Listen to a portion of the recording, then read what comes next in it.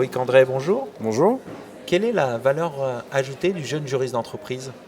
Alors je ne dirais pas la valeur ajoutée, je dirais les valeurs ajoutées. C'est une valeur ajoutée qui a une myriade de facettes. On peut commencer par les nouvelles technologies, évidemment c'est le plus évident, tout le monde y pense, tout le monde en parle. Ils sont beaucoup plus à même d'utiliser réseaux sociaux, outils professionnels également, et c'est ce qu'on voit en ce moment avec les outils de contract management qu'on met en place dans les directions juridiques. Ils sont beaucoup plus à même, beaucoup plus enclins à les utiliser. On n'observe pas forcément la même, entre guillemets, résistance qu'on peut voir de la part de personnes un peu plus âgées, dans une certaine mesure, hein. Pas de généralité du tout. Donc il y a déjà cette partie-là, il y a une curiosité qui est extrêmement importante, extrêmement forte, et j'en parlais tout à l'heure lors du panel que j'animais. On a une curiosité dès les années d'études sur la finance, la politique, l'économique.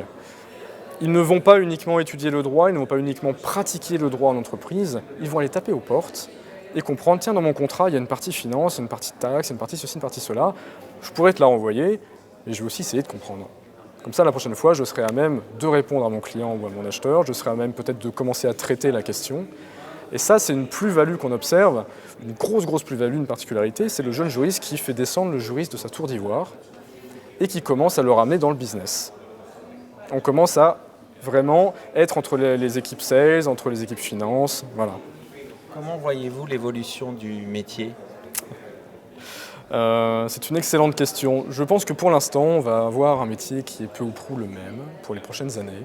On a tout ce qui est legal tech, on a tout ce qui est nouvelles technologies, on en parle beaucoup, les smart contracts, etc. Dans un futur proche, je ne pense pas que ça aura de fort impact sur les directions juridiques, surtout dans les grands groupes qui ont beaucoup de mal à bouger les process. Quand on a quelques centaines de juristes, c'est très compliqué de faire venir de nouvelles idées, de nouvelles technologies.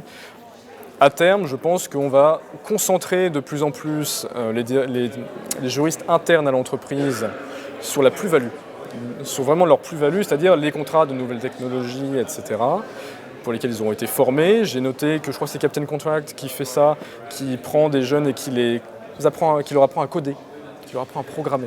Je trouve ça vachement bien, c'est génial. Et ça, c'est l'avenir, c'est d'avoir des juristes qui sont ambivalents, qui ont évidemment des aptitudes en droit, ils sont diplômés en droit, mais à côté de ça, ils ont aussi de fortes aptitudes et une appétence pour l'IT. Je parle pour ma paroisse, évidemment, je fais de l'IP-IT. Mais ça, pour moi, c'est le futur de la profession de juriste d'entreprise, c'est d'être non seulement juriste, mais également autre chose. Un vrai business partner pour être cliché. Merci d'avoir répondu à mes questions. Je vous en prie.